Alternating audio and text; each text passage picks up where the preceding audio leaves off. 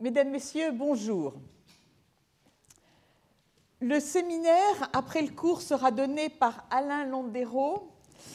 Il portera sur un sujet qui n'a pas été encore abordé dans le cadre des cours, les acouphènes, sensations sonores, que certains appellent fantômes, puisqu'il s'agit de perceptions auditives authentiques en l'absence de signal acoustique dans l'environnement.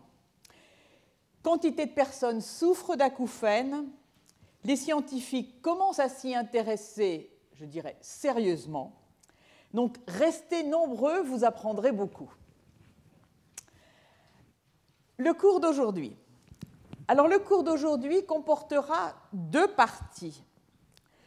Nous poursuivrons notre exploration du peroxysome en nous intéressant à la biogénèse des peroxysomes et au contrôle de leur prolifération. Et puis, rejoignant ce qui est le cœur du propos de ce cours, nous verrons le rôle du peroxysome comme censeur et effecteur du statut redox, notre objectif étant de cerner un peu plus près son rôle donc dans la signalisation redox. Je serai amené à évoquer les biosenseurs qui permettent par imagerie de déceler le statut redox à l'intérieur des peroxysomes. Puis nous verrons les maladies du peroxysome et ce que leur étude nous apprend sur les fonctions de cet organelle. La seconde partie du cours portera sur la thérapie.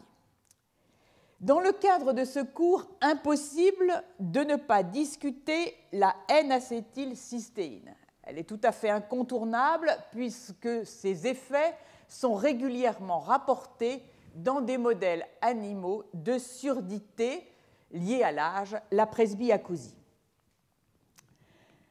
Nous nous intéresserons ensuite, bouclant en quelque sorte avec ce que nous avons discuté lors du premier cours, sur la façon de protéger l'oreille contre les médicaments ototoxiques, en particulier les aminoglycosides et le cisplatine. Et nous verrons des travaux récents qui explorent la possibilité de prévenir ou d'amoindrir les effets de l'ototoxicité de ces médicaments par un préconditionnement sonore. Enfin, lorsque l'on parle de prévention, en particulier de prévention de la presbyacousie, impossible de ne pas évoquer la diète calorique. C'est regrettable, mais on sait que aussi bien la longévité que le seuil auditif, enfin la perte de l'audition, sont corrélés avec les prises, avec le régime alimentaire. Alors, depuis peu, la diète calorique, dont ses effets ont déjà été montrés sur la presbyacousie, a une voie de signalisation, peut-être plusieurs, mais au moins l'une d'elles, qui commence à être déchiffrée et qui met en jeu les sirtuines et leurs effets antioxydants. Et nous serons amenés à nouveau à discuter le resveratrol, ou plutôt compte tenu de l'importance et du fait que le programme est très chargé, j'en dirai sans doute très peu, mais sachez que le resveratrol que nous avons évoqué déjà à plusieurs reprises est un activateur de ces sirtuines. Alors, le peroxysome, maintenant il vous est familier. Voyons la dynamique des peroxysomes. Et tout d'abord, ce qui est peu rapporté, mais pour lequel les exemples s'accumulent, c'est la notion d'une dynamique de certaines molécules. Certaines molécules, on le sait, passent d'un compartiment à l'autre, mais ce qui est nouveau, c'est le fait que certaines molécules que l'on pensait ou strictement associées au noyau on peut les retrouver associés au peroxysome, et d'autres que l'on pensait strictement associés au peroxysome peuvent être retrouvés dans d'autres compartiments. Alors, tout d'abord, j'aimerais évoquer cette protéine ATM, protéine qui est défectueuse dans l'ataxie télangiectasique et qui est une kinase, jusqu'ici décrit dans le noyau et que vous voyez ici par ces doubles marquages à la catalase associés au peroxysome. Il y a d'autres molécules qui se comportent de façon voisine. La nicotinamidase est localisée au peroxysome, mais on peut également la trouver dans le cytoplasme et dans le noyau. Une autre enzyme, la glycérol 3-phosphate déshydrogénase, qui est dépendante du NAD. Il a été montré récemment que dans des conditions de stress, elle change sa distribution. Alors, c'est une protéine, une enzyme, qui a dans son extrémité N-terminale l'étiquette PTS2 qui l'adresse à la matrice mitochondriale. Eh bien, dans certaines conditions de stress, on va la trouver non pas au niveau du peroxysome, mais au niveau du noyau. Alors, par exemple, selon le type de stress, elle va être dans un compartiment ou dans l'autre. En cas de stress osmotique, on la trouve dans le noyau. Lorsqu'il s'agit au contraire d'une stimulation de la prolifération par l'acide oléique, on va la retrouver associée au peroxysome. Donc, on voit, à travers ces exemples qui, jusqu'à présent, pour la plupart, ont été obtenus chez la levure, mais qu'il existe une dynamique de ces molécules associées au peroxysome, y compris à la matrice du peroxysome, insoupçonnée jusqu'ici.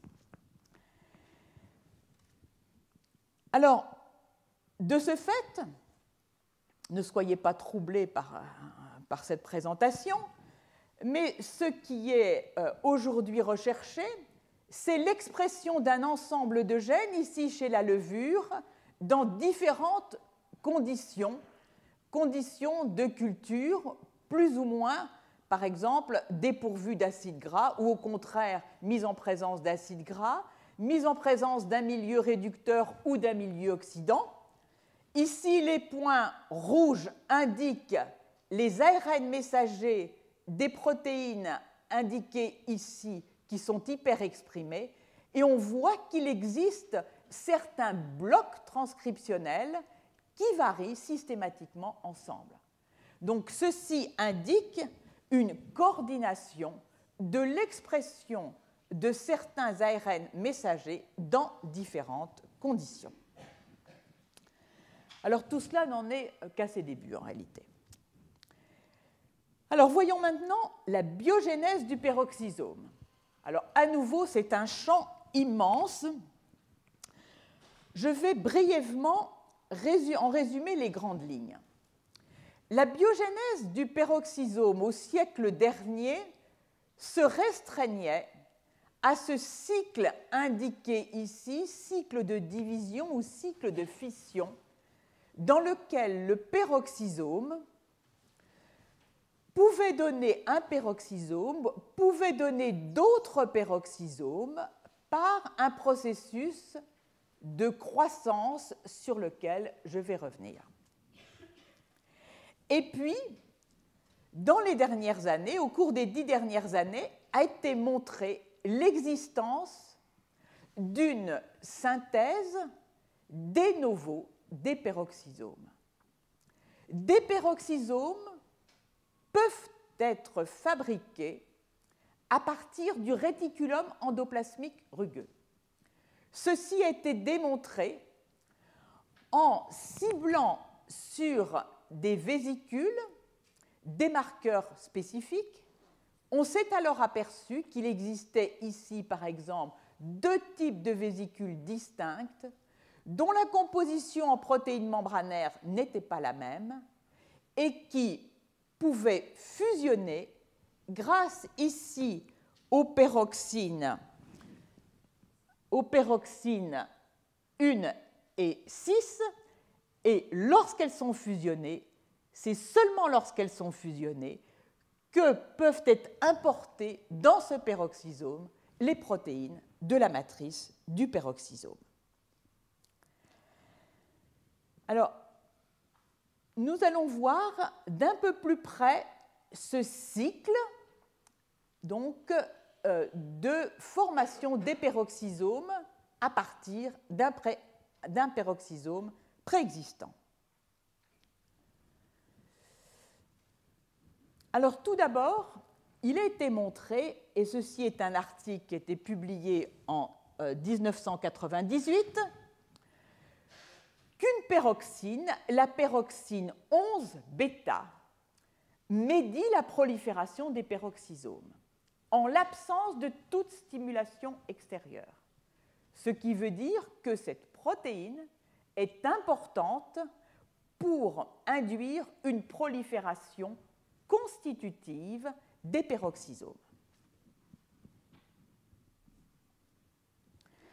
Alors, ceci est illustré ici, où vous avez un fibroblaste normal, avec ses peroxysomes décelés par la catalase, et puis en B, un peroxysome qui a été transfecté de sorte qu'il exprime maintenant la peroxyne 11-bêta, et on voit cette augmentation considérable du nombre des peroxysomes.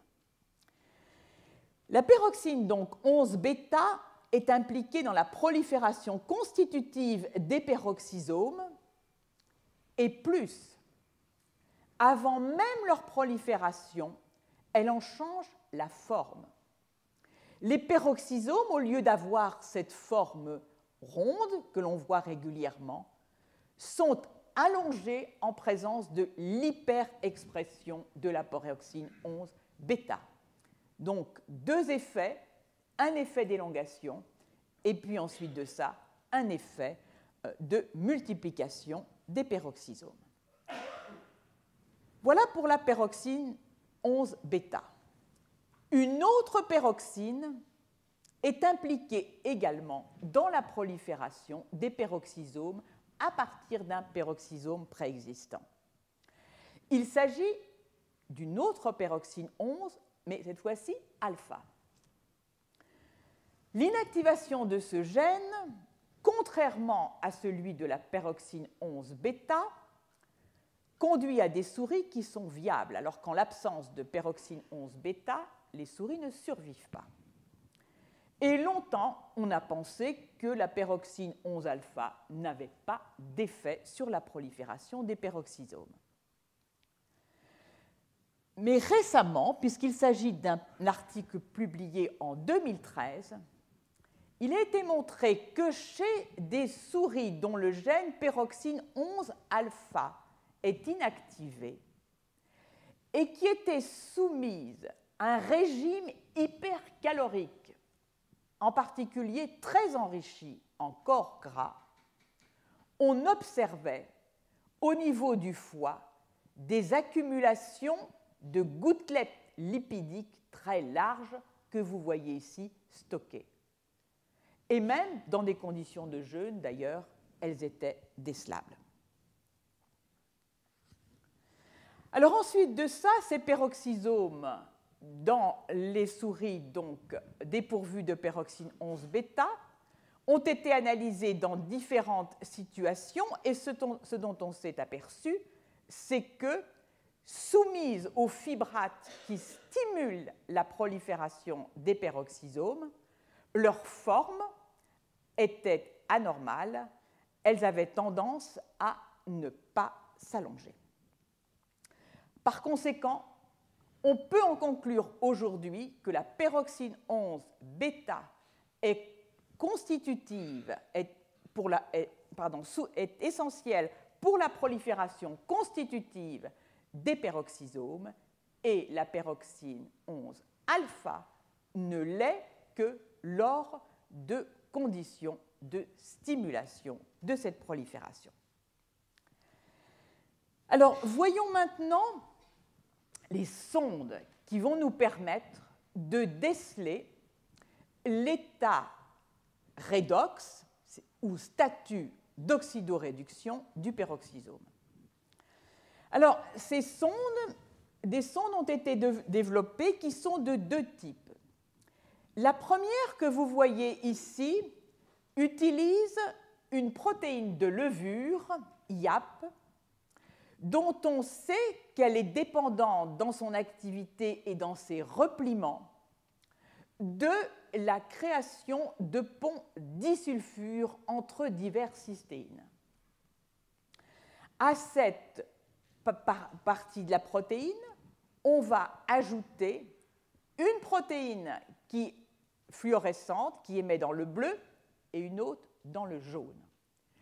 Et selon le degré d'oxydation, la fluorescence sera ou plutôt bleue ou plutôt jaune. Et c'est ce que nous voyons ici. Il s'agit cette fois-ci de lignées cellulaires qui sont transfectées avec un vecteur qui exprime soit cette sonde contrôle dans lesquelles les cystéines ne peuvent pas être oxydées, puisqu'il n'y en a plus, elles sont remplacées par des alanines.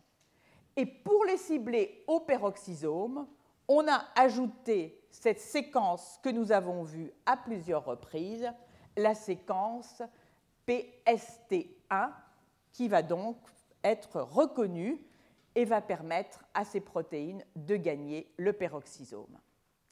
Eh bien, dans ces conditions, on voit que lorsque est ciblée au peroxysome cette construction, en présence d'un milieu oxydant le peroxyde d'hydrogène ou d'un composé contrôle, le peroxyde d'hydrogène accroît la fluorescence et exclusivement celle qui est liée à la sonde qui a gardé ces cystéines.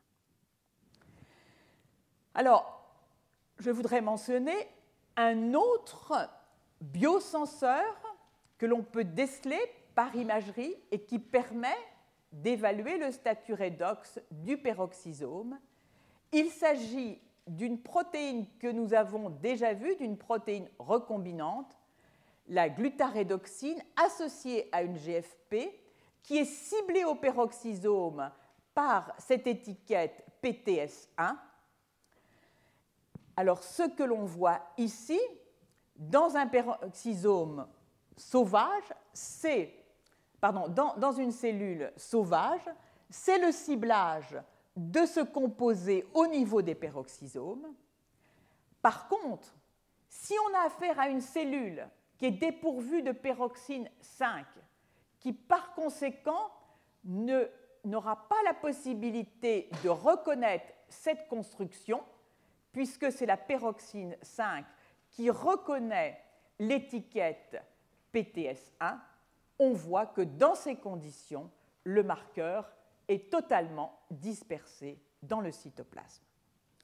Des marqueurs dont on peut montrer l'intérêt ici en transfectant donc des cellules, ce sont des fibroblastes qui sont transfectés, dans des conditions où l'on va déceler donc l'activité par la fluorescence de ce composé, dans des conditions d'un milieu normal, un milieu réducteur, il y a moins d'activité, un milieu oxydant, le cadmium qui est également oxydant, puis de faibles concentrations de cuivre et de zinc qui n'ont pas d'activité.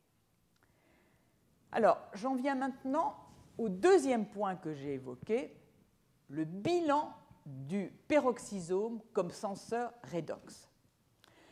Alors, voici ce que l'on peut glaner dans la littérature en tant que senseur redox, c'est-à-dire capable de percevoir le statut d'oxydoréduction donc, au niveau du peroxysome.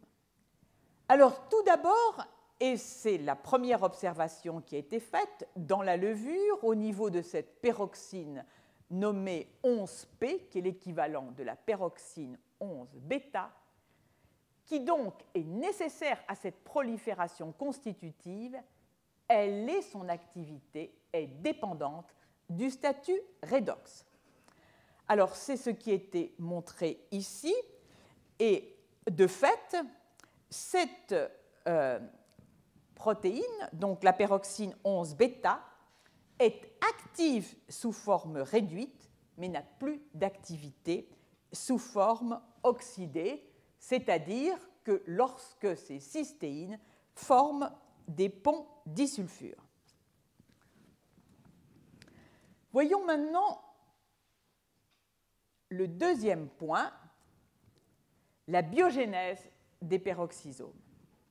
La biogénèse des peroxysomes, elle, dépend de deux enzymes que nous avons déjà rencontrées plusieurs fois, puisqu'il s'agit des peroxydases qui vont dégrader le peroxyde d'hydrogène. Or, lorsque l'une ou l'autre de ces peroxydases sont atteintes, la biogénèse est défectueuse.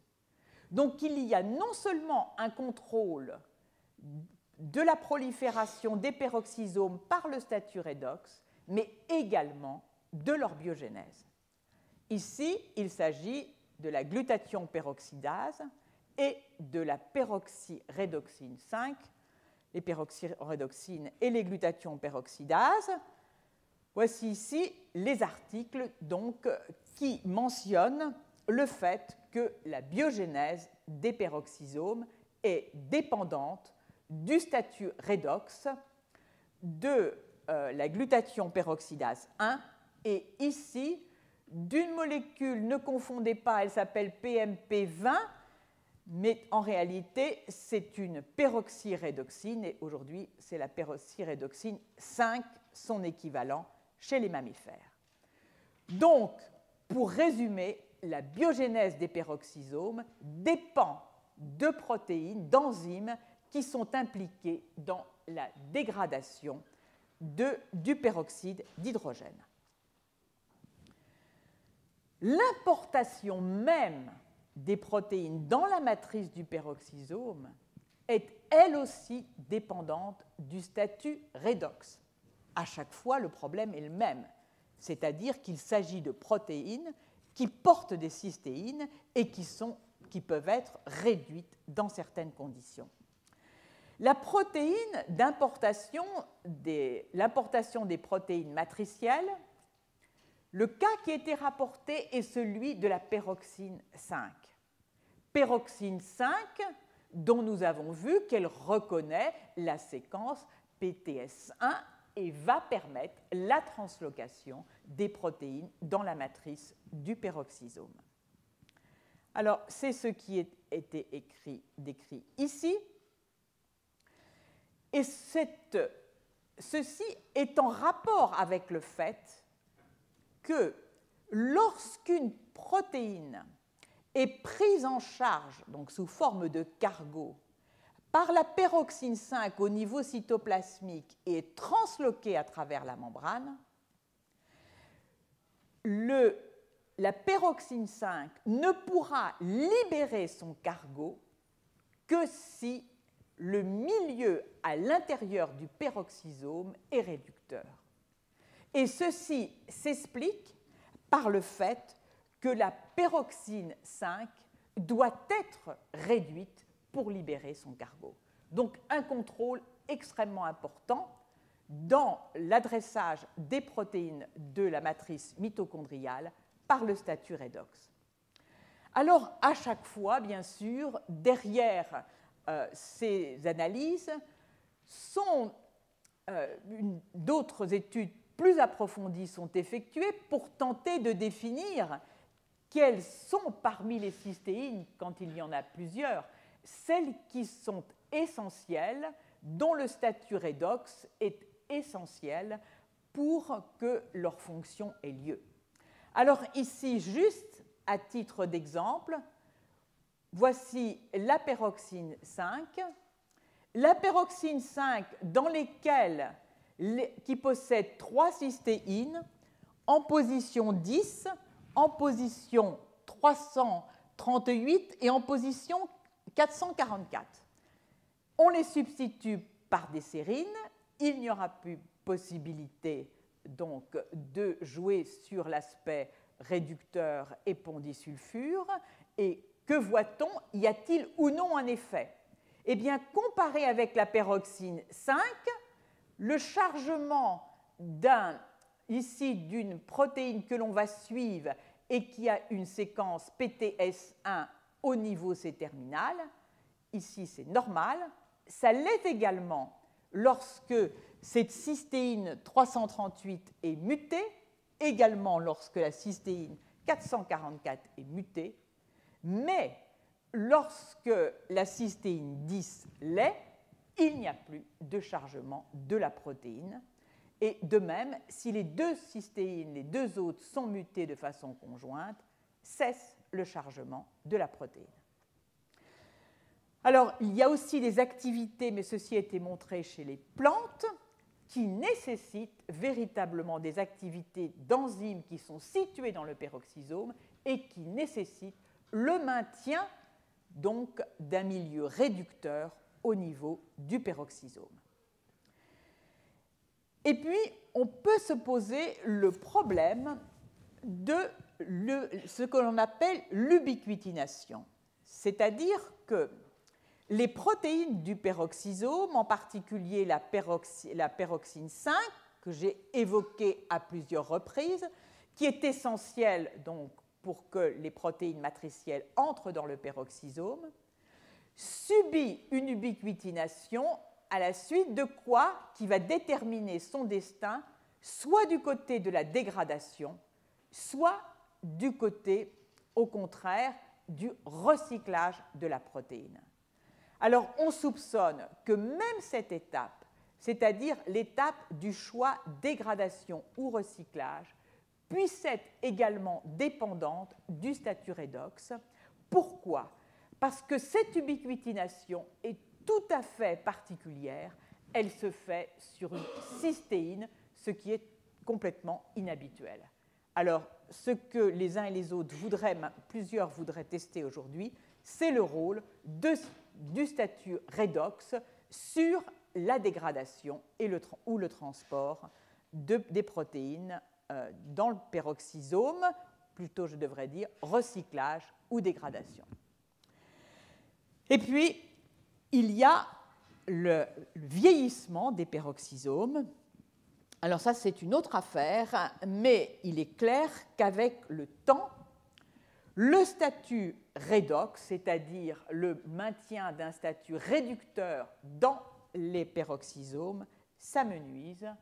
Et donc, on a une perturbation du statut redox des peroxysomes, entraînant sans doute les anomalies que je viens de mentionner, c'est-à-dire problèmes de prolifération, problèmes de biogénèse, problèmes d'adressage, peut-être problèmes d'activité enzymatique, voire de recyclage ou de dégradation. Alors ici, vous voyez, précocement, il s'agit de fibroblastes mis en culture et on va leur faire subir plusieurs passages. E signifie early, c'est-à-dire c'est les premiers passages et on révèle le peroxyde d'hydrogène. Il n'y en a pas. Au bout d'un certain nombre de passages, il n'y en a toujours pas, mais quand on multiplie les passages, on voit que dans le peroxysome s'accumule le peroxyde d'hydrogène. Alors, je vais maintenant évoquer les maladies liées au peroxysome. Alors, vous allez le deviner, ou vous l'avez déjà deviné, si j'évoque ces maladies dans le contexte de ce cours, c'est parce qu'il y a souvent des atteintes auditives. Ceci vous rappelle les différentes fonctions du peroxysome. Bêta-oxydation des acides gras à longue chaîne avec production d'espèces réactives de l'oxygène. Alpha-oxydation de certains acides gras, en particulier des acides gras branchés, et dans les processus également, formation de cet acide abrégé en DHA, l'acide docosahexaénoïque, DHA, je dirais, qui intervient dans la neurotransmission, la plasticité neuronale et également dans la concentration du calcium.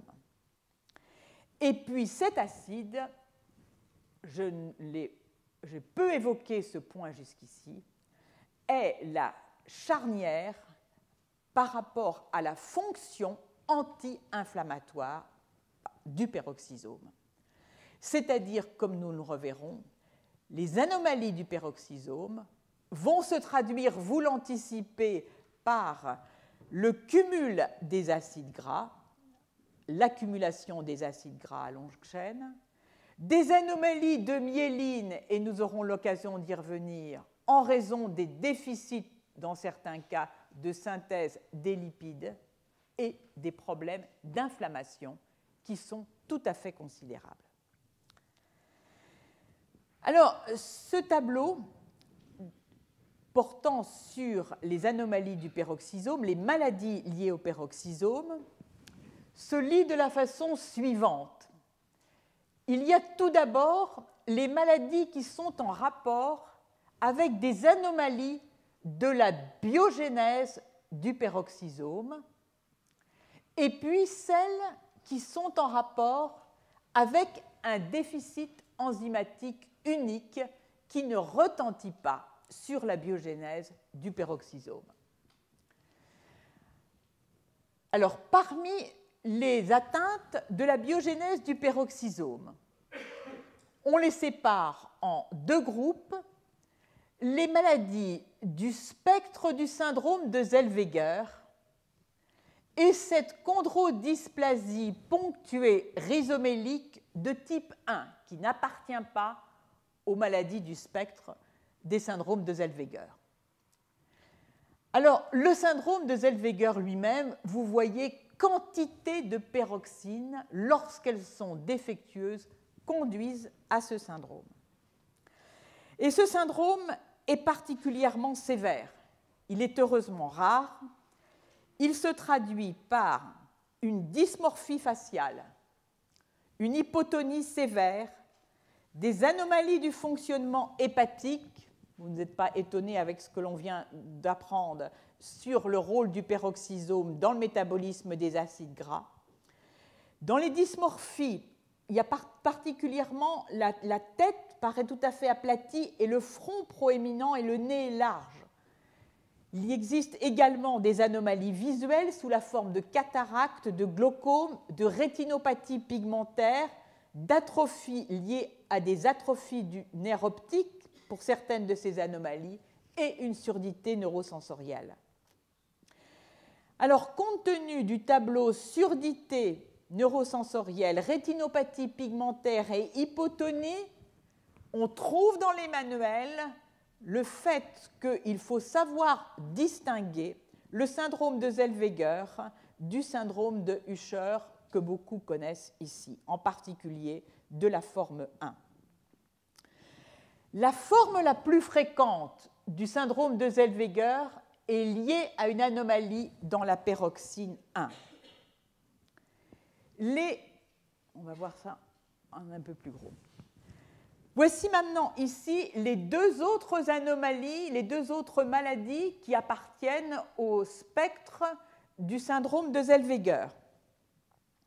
L'une est l'adrénoleukodystrophie néonatale. Sa sévérité est intermédiaire entre le syndrome de Zellweger et la maladie de Refsum infantile.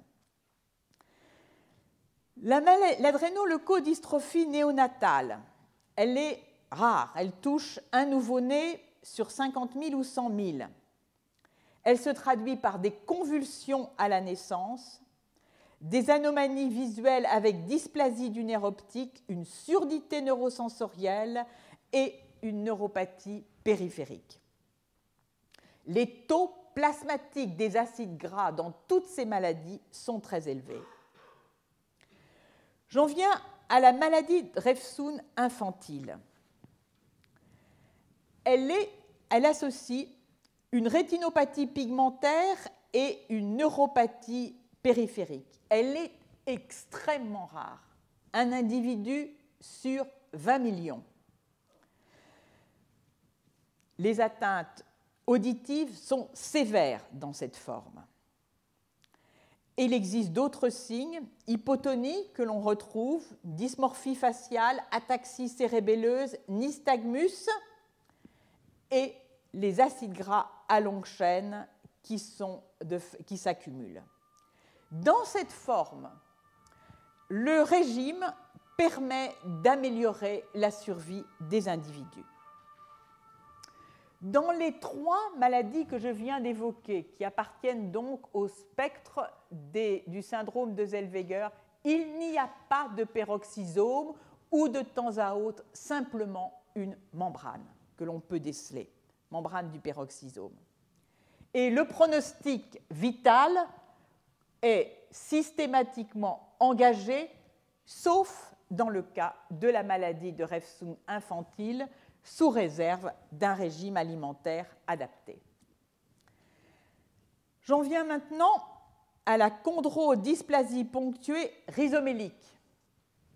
Alors là, vous voyez qu'une seule peroxyne est en cause, c'est la peroxyne 7 que nous avons vue lors du cours précédent et qui reconnaît les protéines qui ont en N terminale cette étiquette PTS2. Alors, le métabolisme, l'entrée dans le peroxysome de ces protéines qui portent l'étiquette PTS2 est moins bien connue que celles qui portent les étiquettes PTS1. Mais l'on sait que 3 enzymes impliquées dans l'oxydation des acides gras portent cette étiquette et nécessitent donc la peroxyne 7 pour intégrer le peroxysome.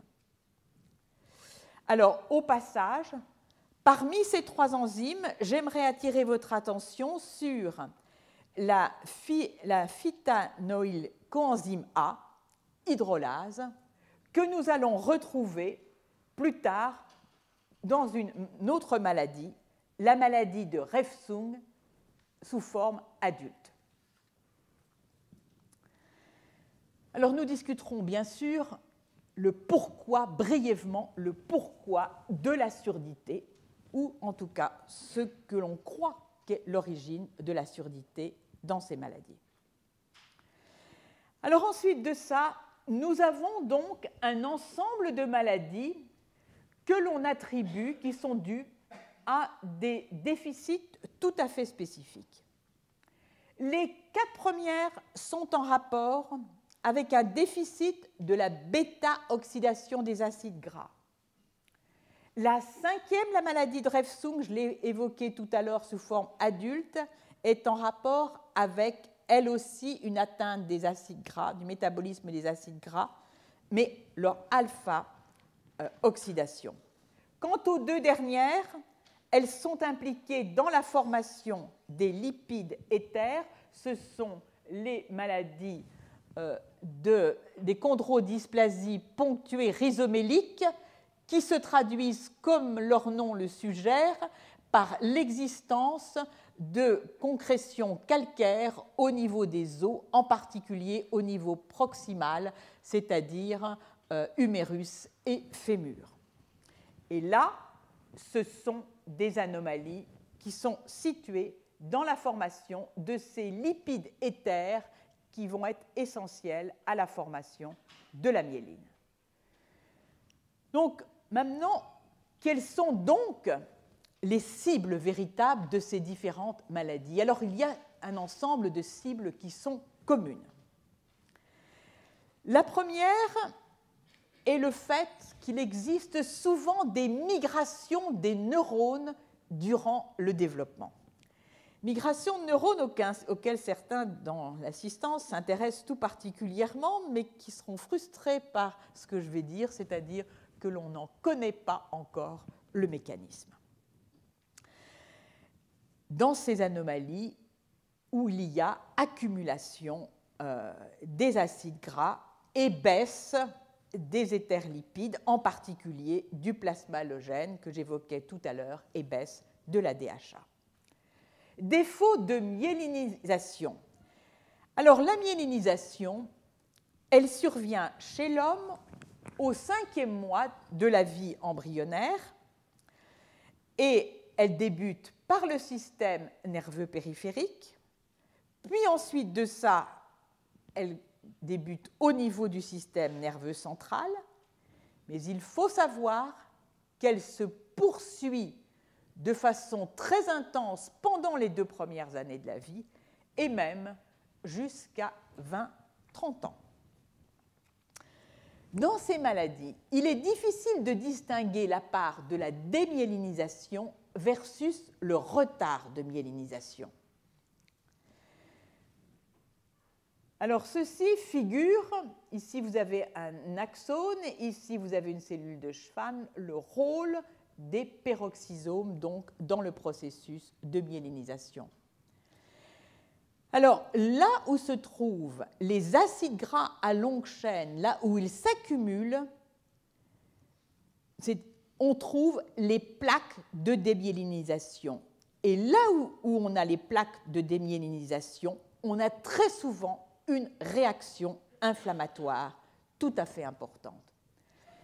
Et donc, le 3e signe de l'atteinte des peroxysomes, j'ai évoqué la migration neuronale, les défauts de myélinisation. Le 3e signe, c'est l'inflammation. L'inflammation est quasiment systématique, en particulier dans les maladies, y compris, je veux dire, dans les maladies du peroxysome dans lesquelles un seul enzyme est affecté et donc qui se distingue du syndrome de Zellweger ou de la chondrodysplasie ponctuée de type 1. Réaction inflammatoire avec des cytokines pro-inflammatoires exprimées, l'interleukine 1, le TNF-alpha et bien d'autres. Je ne vais pas rentrer dans plus de détails à ce propos. Simplement, sachez que là où s'accumulent donc les acides gras, il y a inflammation et que là où il y a démyélinisation, il y a accumulation des acides gras.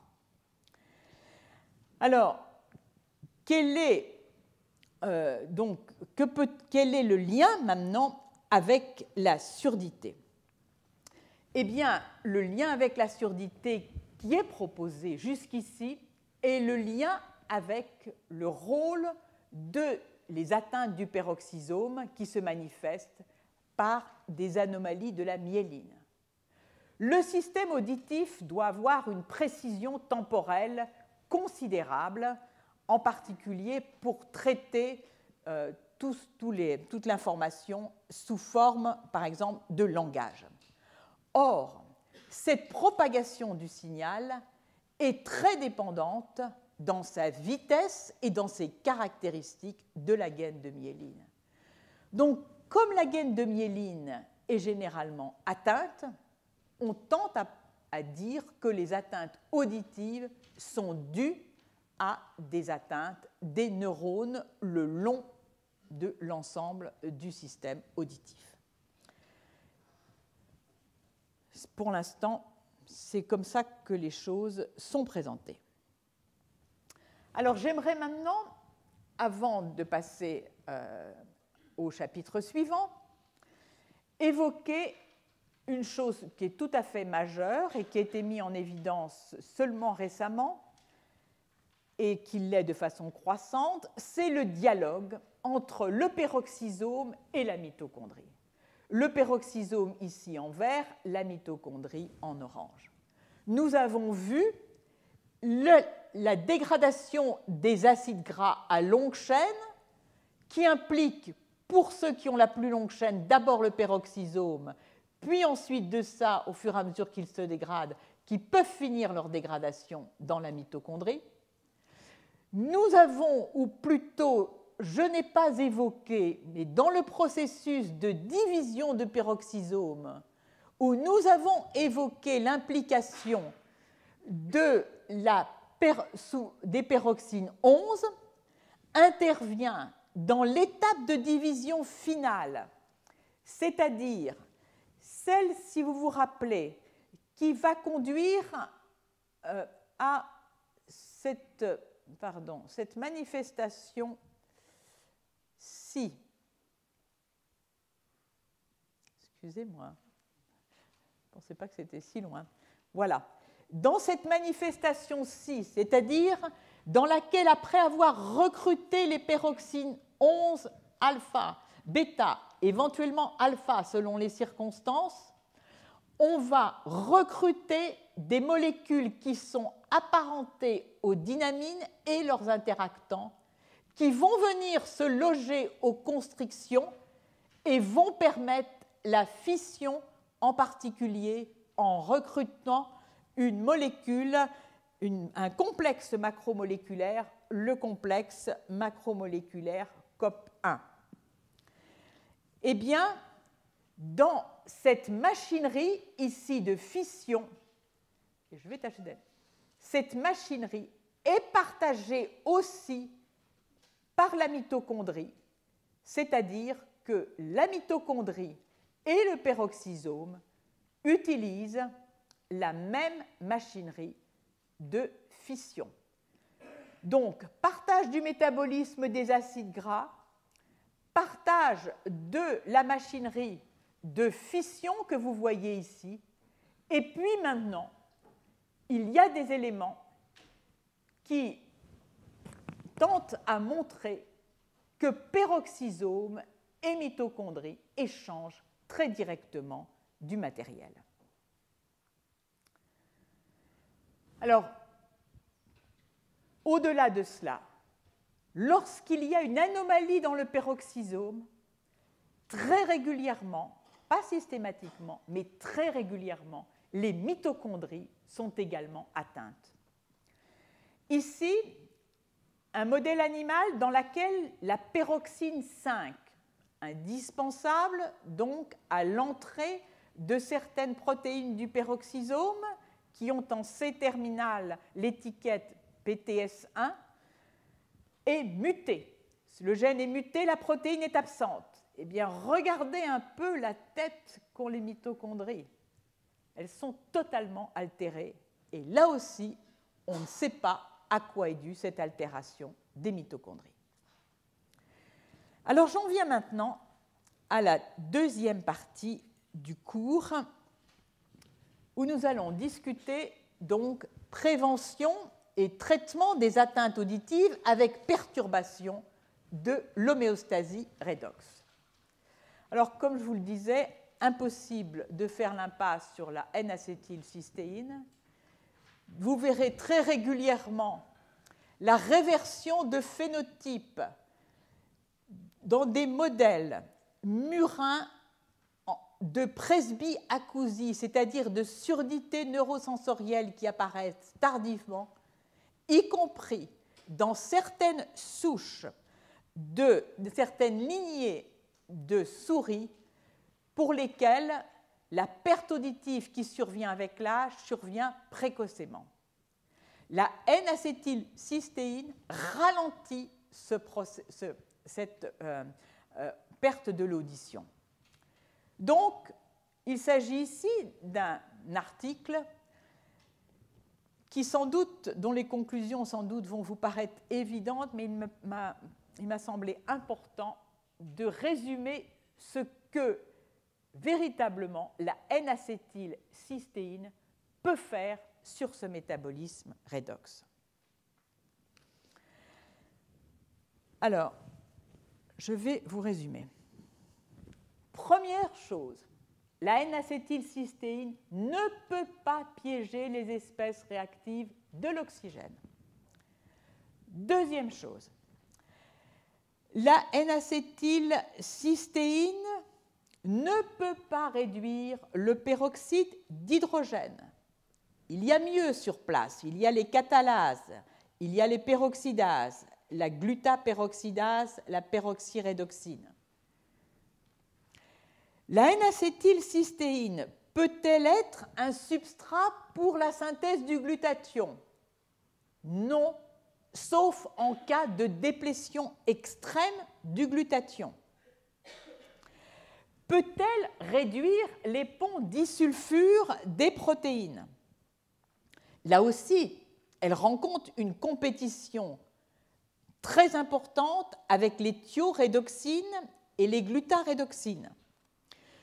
Donc, elle n'est pas bien placée pour soutenir cette compétition, donc on n'attend pas de rôle majeur. Sauf que ces enzymes, thiorédoxines et glutarédoxines, sont de grosses molécules et que par conséquent, certaines cystéines pourraient ne pas leur être accessibles. Certaines cystéines profondément situées dans les molécules, alors que la N-acétylcystéine, étant toute petite, dans ces conditions, pourrait en quelque sorte agir comme antioxydant. Alors, que peut-elle faire de façon régulière? Nous l'avons vu lors du deuxième cours, les thiols, l'anion thiol, peut être associé, peut se trouver sous la forme d'un dérivé acide sulfénique. Donc, des protéines peuvent avoir un acide sulfénique qui leur est lié. Et dans ces conditions, elles peuvent soit former des ponts disulfure, soit fixer du glutathion. Or, ce que la N-acétylcystéine a par contre la capacité de faire, c'est de bloquer l'engagement des protéines qui sont au stade de forme, qui ont un acide sulfénique, soit dans la glutationnylation, soit dans la création de ponts disulfure, homomères ou dimères. Donc, au total, il ne faut pas parler, conclut cet article que je vous invite à lire, qui est très simple mais très bien documenté. Il ne faut pas parler de la N-acétylcystéine comme un antioxydant au sens propre. C'est un composé qui interfère en réalité avec le changement, en anglais le switch, des cystéines fonctionnelles d'un statut réduit à un statut oxydé.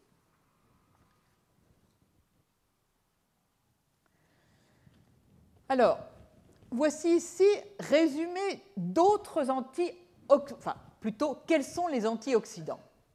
Alors, prévenir la formation des espèces réactives de l'oxygène, on a un très bon candidat, c'est la superoxyde dismutase. Nous verrons que c'est elle qui a été en premier testée. Protéger par des antioxydants. Le plus puissant, c'est incontestable, c'est le glutathion. Les autres antioxydants sont le cuivre, le zinc, le manganèse, le sélénium et le fer parce qu'ils sont nécessaires aux enzymes antioxydantes. Ils sont nécessaires, mais attention, ils peuvent s'oxyder aussi spontanément par les réactions de Fenton et d'Arber-Weiss. Ensuite, dans les antioxydants, on peut citer les ubiquinones et le cytochrome C.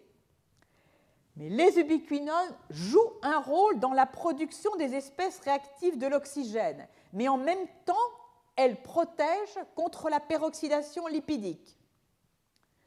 Le cytochrome C, lui, a potentiellement un effet car il capte les électrons libres de l'anion superoxyde dans la chaîne respiratoire mitochondriale. La vitamine E et la vitamine C sont deux antioxydants. La vitamine E est liposoluble, elle se fixe sur les membranes, elle peut séquestrer des radicaux libres. La vitamine C est hydrosoluble et elle peut capter le peroxyde d'hydrogène et le radical hydroxyle. Venons-en aux antioxydants de synthèse. Je passe sur la N-acétylcystéine que nous venons de voir. Les antioxydants, ce n'est pas vraiment un antioxydant, mais je l'ai classé là. La restriction calorique, c'est tout de même qui a un effet majeur sur le statut redox. L'utilisation de la déméthionine et un médicament qui a le même effet sur le stress oxydant, l'epsellène, dont je ne parlerai pas aujourd'hui. Alors, nous allons voir quelques exemples des effets, d'abord des effets antioxydants dans différentes situations sur donc, l'atteinte auditive.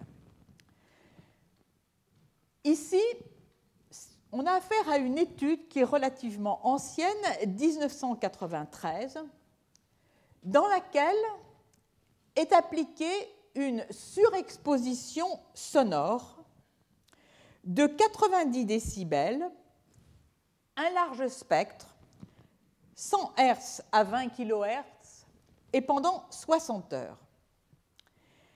On sait que dans ces conditions, on doit produire des espèces réactives de l'oxygène. Les auteurs de ce papier ont essayé de voir si l'élévation du seuil que vous voyez ici, le seuil des animaux qui n'ont pas été soumis au son, et ici, après stimulation sonore, donc pendant 60 heures, celle que je viens d'écrire, dont vous voyez l'élévation considérable du seuil, c'est immédiatement après l'ensemble du protocole. Sont testés l'allopurinol qui va être injecté par voie intrapéritonéale et la superoxyde dismutase couplée au polyéthylène glycol qui va être injecté par voie intramusculaire. Alors, les injections se font 24 heures, 12 heures et 12 heures avant l'exposition au son, puis toutes les 2 heures pendant l'exposition au son. Alors, on voit donc l'élévation ici du seuil qui est considérable, puisqu'elle atteint presque 40 décibels, et un effet protecteur par la superoxyde dismutase et par l'allopurinol. Alors, l'allopurinol, c'est le traitement de la goutte. Pourquoi ? Parce que l'allopurinol inhibe la synthèse de l'acide urique qui est responsable, dont l'élévation est responsable de la goutte. Mais l'allopurinol agit en réalité au niveau des xanthinoxydases dont nous avons parlé précédemment, xanthinoxydases qui sont à l'origine de la production d'espèces réactives de l'oxygène. La première d'entre elles, l'anion superoxyde. Et on voit que dans ces conditions, alors vous allez tous prendre de l'allopurinol, on a un effet protecteur.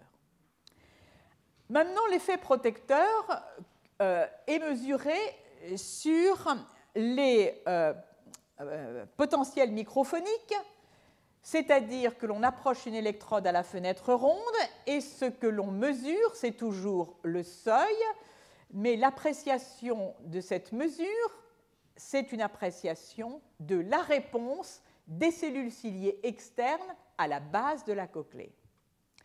Ici, avant que les animaux soient soumis au son, l'élévation lorsqu'ils ont été soumis au son, lorsque la superoxyde dismutase a été injectée, on voit que l'on baisse l'effet qu'a le son sur l'élévation de cette réponse en des cellules ciliées externes et qu'il est bien plus abaissé encore si les animaux ont été traités par l'allopurinol. Donc, ceci indique très clairement que l'élévation du seuil auditif induite par la surexposition au bruit passe par un trouble de l'homéostasie redox, par un changement de l'équilibre de l'homéostasie redox, puisque cet effet peut être antagonisé aussi bien par la superoxyde dismutase qui va qui va permettre de produire à partir des anions superoxydes du peroxyde d'hydrogène qui n'est pas, enfin, disons, un radical libre, contrairement à l'anion superoxyde, et également par l'allopurinol. Alors, j'en viens maintenant à discuter la prévention de la surdité induite dans certaines conditions par le préconditionnement sonore. Alors, vous serez sans doute aussi étonné, peut-être étonné, de savoir que le préconditionnement sonore a été décrit depuis longtemps comme une façon de, en quelque sorte, prévenir les modifications, les atteintes auditives. Alors, le préconditionnement trouve sa place dans ce cours puisque nous nous sommes intéressés aux atteintes des cellules sensorielles, mais pas seulement, mais atteintes auditives dues aux aminoglycosides et aux cisplatines. Il trouve également sa place dans ce cours, comme l'a mentionné Patrice Courvalin, compte tenu du fait que les aminoglycosides sont encore très utilisés et très utiles en thérapeutique, et que, comme je l'avais mentionné, chez environ 20% des patients qui reçoivent de fortes doses d'aminoglycosides, il y a des pertes auditives plus ou moins sévères. Et comme l'avait dit Patrice Courvalin de façon très judicieuse, la toxicité des médicaments va de pair avec leur efficacité. Par conséquent, il y a certes une voie très intéressante explorée par certains chercheurs qui consiste à essayer de produire des aminoglycosides qui garderaient leur pouvoir bactéricide mais auraient perdu leur autotoxicité. Mais on est peut-être, en réfléchissant, amené à penser que ce n'est peut-être pas de cette façon qu'il faudrait procéder. Il faudrait beaucoup mieux être capable, en quelque sorte, de protéger l'oreille contre les effets des aminoglycosides et du cisplatine, c'est-à-dire de trouver un moyen dans lequel seul l'organe sensoriel auditif serait concerné par la protection. Alors, on a envie de dire, pourquoi pas le préconditionnement, puisqu'il s'agit d'une stimulation sonore et qui va avoir des effets exclusivement au niveau du système auditif. Alors, dans une première étude, le groupe dont je rapporterai tout à l'heure les avancées en ce qui concerne très directement le rôle du préconditionnement, s'est intéressé à la situation suivante. Dans ce premier travail, ils se sont directement intéressés aux molécules dites chaperones. Tout stress produit une élévation de ces protéines dites chaperones qui ont d'abord été découvertes lors du choc thermique, et de ce fait, ces protéines sont appelées protéines de choc thermique. Alors, ce qui a été tout d'abord fait, c'est de regarder si lorsque l'on cultive, il s'agit cette fois-ci d'utricule et pas de cochlée, c'est-à-dire d'un des organes vestibulaires. Dans des conditions de choc thermique, est-ce que oui ou non, on induit l'expression de ces protéines de choc thermique qui sont toujours abrégées en HSP pour Heat Shock Protein. Et ce qui a été regardé, c'est chez des animaux contrôles qui expriment la plus classique de ces protéines de choc thermique, HSP 70, dans des conditions contrôle, dans des conditions de choc thermique, ici en noir, et chez les animaux qui n'expriment pas HSP70, dans des conditions contrôle en bleu et dans des conditions de choc thermique en vert. Eh bien, vous voyez que l'expression qui est induite, l'expression majeure, est l'expression de la protéine HSP70. Et bien sûr, elle ne l'est pas chez le mutant qui ne l'exprime pas, et à un moindre degré, HSP27. Nous poursuivons avec ce protocole dans lequel des utricules sont mis en culture et soumis à un choc thermique. Alors, ce choc thermique pourrait vous faire bondir parce qu'on fait passer ces utricules de 37 degrés à 43 degrés pendant une demi-heure. Et 6 heures après, donc, on examine la transcription des protéines, des gènes qui codent pour ces protéines de choc thermique, et puis ici, l'expression de la protéine HSP70. Alors, vous voyez ici les utricules dans lesquels les cellules sensorielles sont en rouge. Elles sont décelées par un anticorps dirigé contre une protéine qu'elles expriment, la myosine 7A. Et puis, voici ici, et elles sont également, ces neuroépithéliums, sont incubés avec un anticorps dirigé contre la protéine HSP70 qui marque les cellules qui l'expriment en vert. Eh bien, vous voyez qu'en présence d'un choc thermique, on a bien l'expression de la protéine HSP70. On a expression de cette protéine HSP70 et quand on fait différents plans de coupe, tout de suite je vais à la conclusion, on peut démontrer que la protéine HSP70 n'est pas exprimée dans les cellules sensorielles, mais dans les cellules de soutien.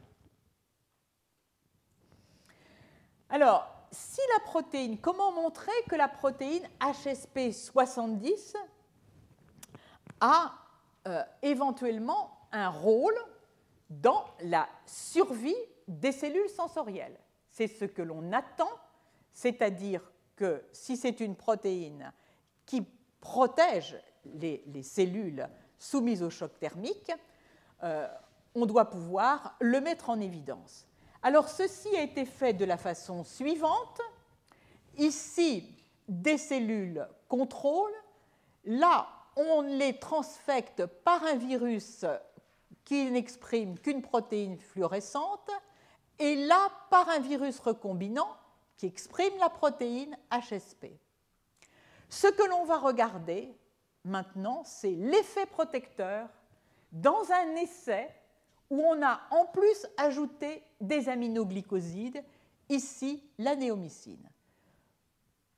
Alors ici, dans les conditions d'un vecteur qui n'exprime que la protéine fluorescente, et là, qui exprime la protéine HSP70. Les effets sont quantifiés ici sur la densité des cellules sensorielles sans l'antibiotique. Avec l'antibiotique, la densité chute. Lorsque l'on a simplement transfecté ces cellules par l'adénovirus qui exprime la GFP, la densité des cellules reste faible. Il y a récupération lorsque l'on ajoute la protéine HSP70. Alors, quel est le mécanisme de cette protection? Les auteurs ont proposé comme hypothèse que cette protéine de choc thermique, qui le plus souvent est située dans les cellules, pourrait, dans la situation actuelle, puisqu'il s'agit de protéger les cellules sensorielles, être sécrétée à partir des cellules de soutien. Alors, ils ont, pour tester cette hypothèse, mis au point le dispositif suivant. Ici, des cellules contrôle donc, qui poussent dans des conditions normales, et l'on regarde la densité. Ici, des cellules qui sont soumis à un choc thermique, mais il ne se passe rien. Là, on rajoute un autre antibiotique, un autre aminoglycoside, la gentamicine, et on va regarder cette fois-ci dans ce dispositif qui est composé de deux compartiments.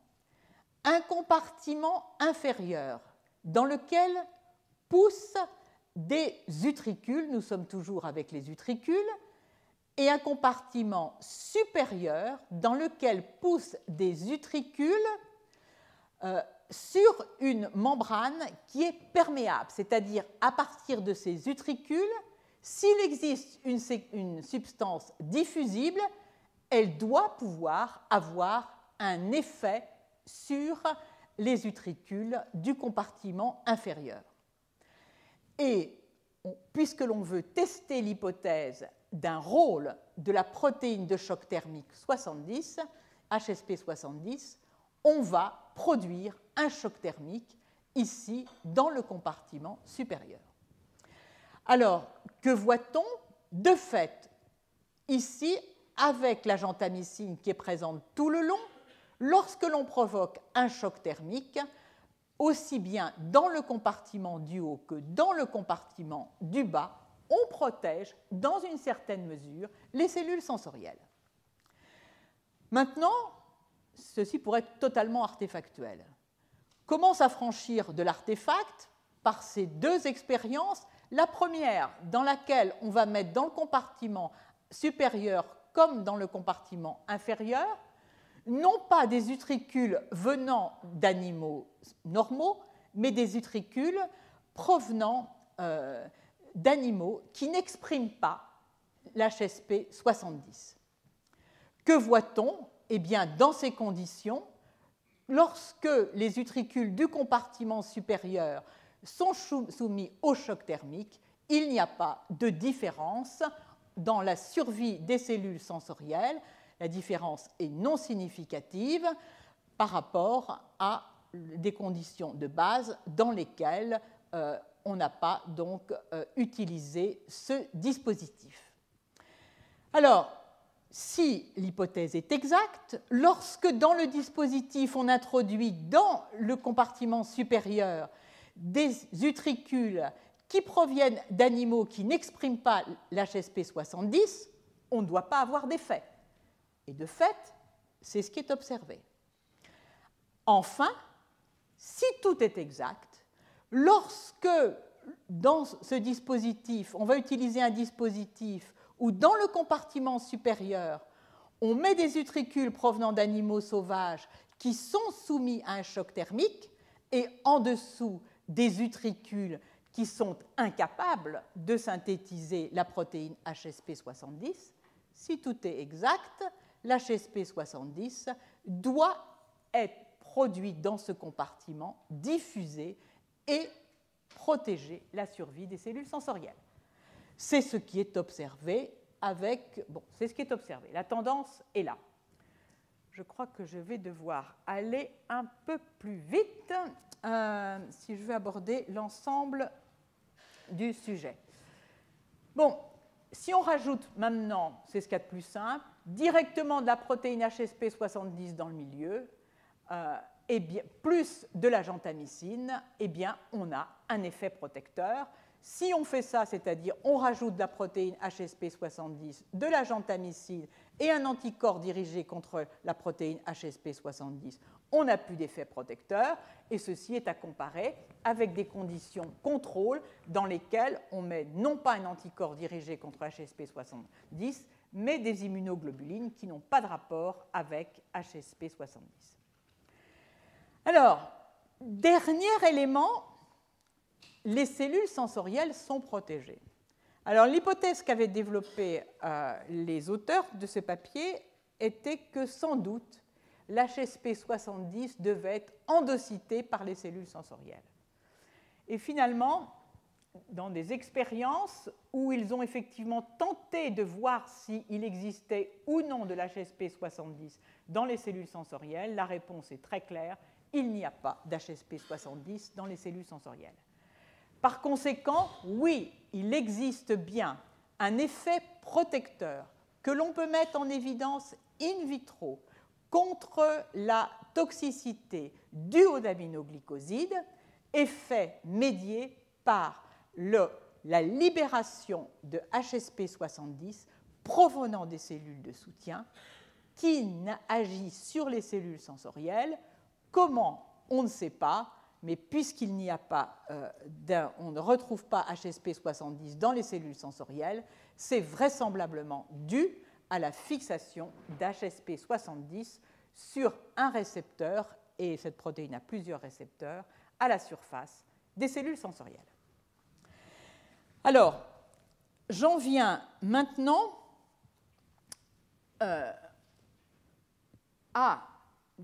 on va faire un pas de plus à la thérapie que pourrait représenter le préconditionnement par le son pour inhiber l'autotoxicité due aux cisplatines ou aux aminoglycosides. Alors là, c'est fait chez la souris. On quitte l'in vitro pour passer à l'in vivo. Alors, ce qui a été fait dans ces expériences, toutes ces expériences sont très récentes, elles ont été publiées en août et en novembre 2013, et les résultats suivants ont été obtenus. Le protocole de préconditionnement consiste à soumettre les animaux à une large bande sonore entre 6 et 16 kHz pendant 2 heures et à 90 décibels.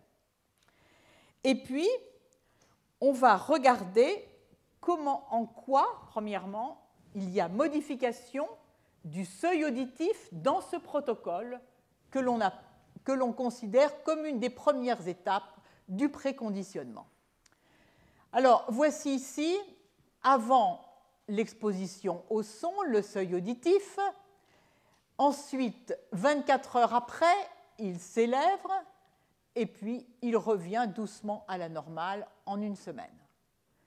On connaît l'effet du son sur les neurones auditifs, en particulier sur la dégénérescence des neurones auditifs qui a été très bien montrée par Charlie Lieberman.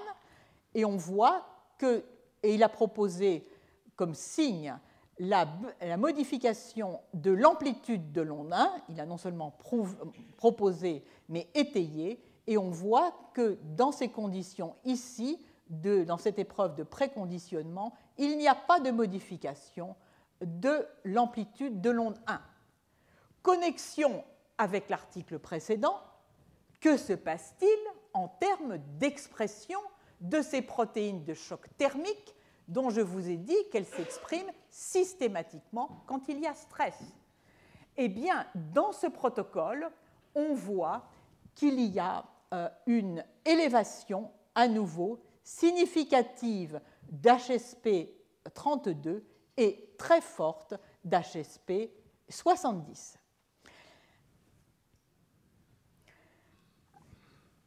Alors, maintenant, nous allons voir quel est l'effet de ce préconditionnement sur la protection aux cisplatines, tout d'abord aux cisplatines.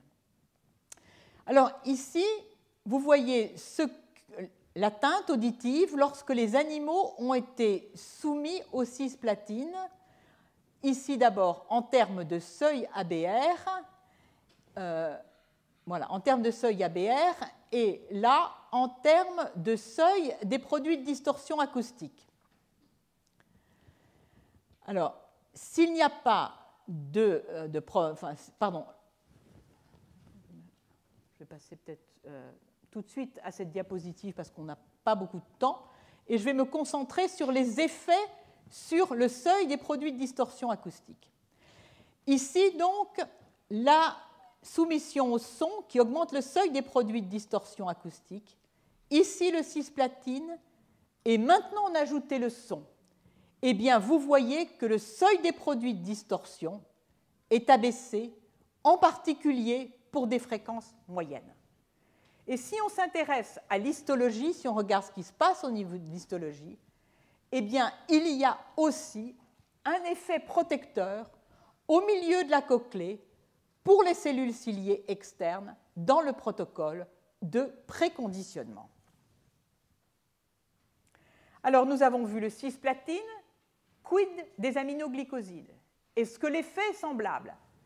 Eh bien, même expérience, mais cette fois-ci, c'est le seuil qui est regardé, avec donc le seuil sans, avant toute injection du cisplatine et toute exposition au son, puis traitement par la kanamycine, on voit l'élévation du seuil auditif, et dans une certaine mesure, l'élévation du seuil est moindre s'il y a eu préconditionnement.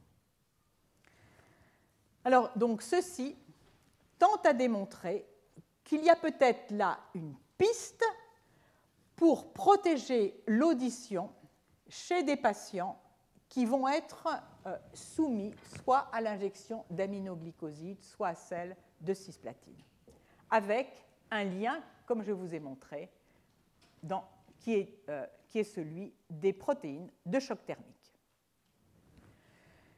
Alors, en 7 minutes, c'est une gageure, mais je ne peux pas ne pas vous parler de cet article publié dans la prestigieuse revue Cell et qui s'intéresse à la presbyacousie et qui s'intéresse tout particulièrement à l'effet de la diète calorique.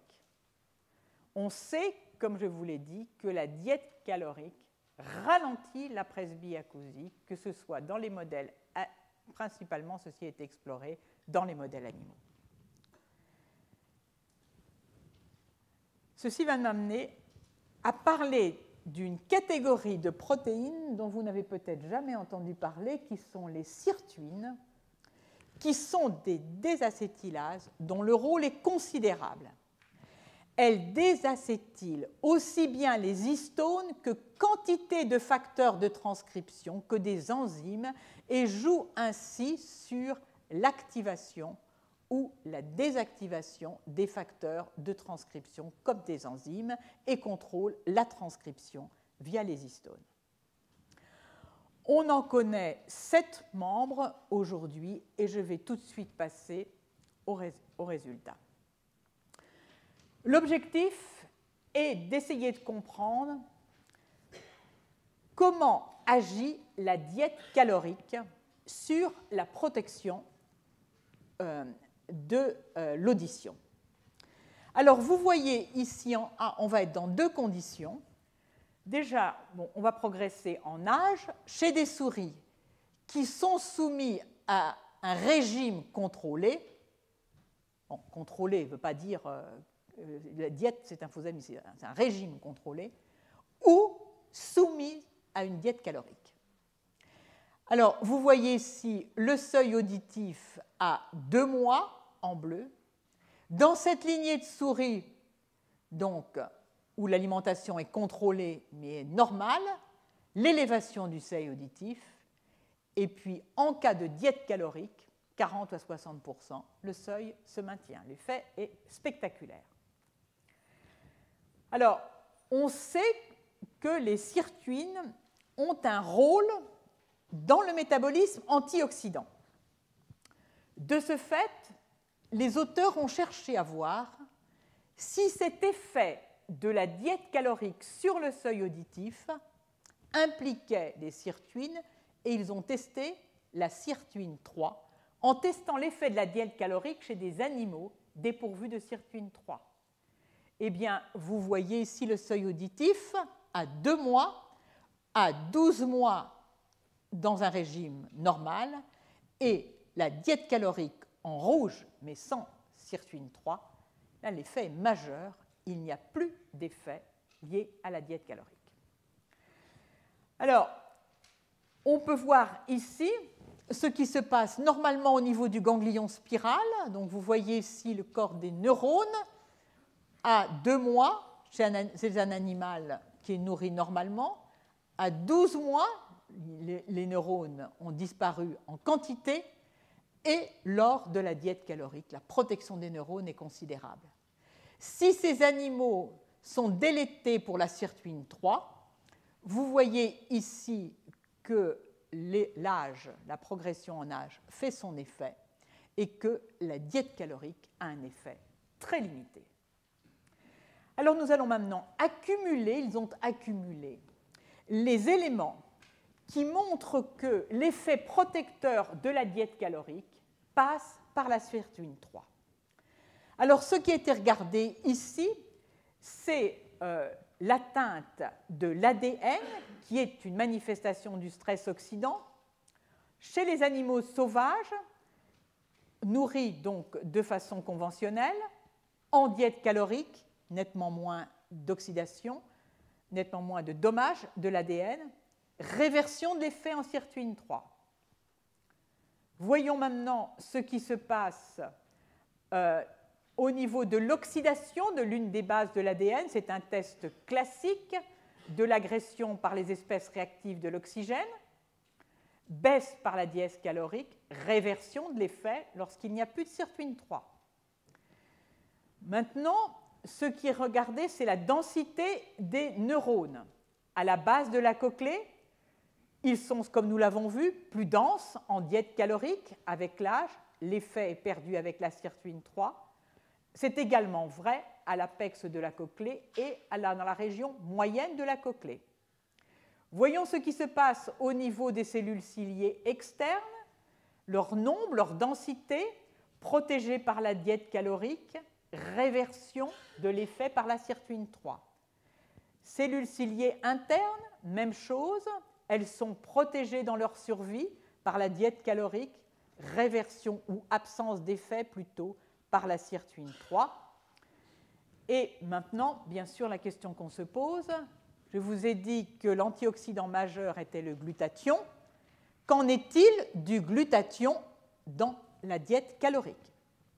Eh bien, ici, le glutathion oxydé, attention, c'est le glutathion réduit qui permet de lutter donc, contre les effets du stress oxydant. Il s'écroule, se réduit, donc le mauvais glutathion, en conditions de diète calorique. L'effet est totalement supprimé lorsque la sirtuine 3 n'est pas présente. Voyons maintenant le glutathion réduit. Lui, il bouge peu. Et le glutathion réduit sur le glutathion oxydant, c'est-à-dire la balance entre glutathion réduit et glutathion oxydant, la diète calorique est très en faveur du glutathion réduit et cet effet est complètement supprimé lorsque la sirtuine 3 est absente. Alors la question qui vient, c'est évidemment en quoi la diète calorique, est-ce que la diète calorique a un effet sur le niveau d'acétylation d'une des cibles de la sirtuine 3.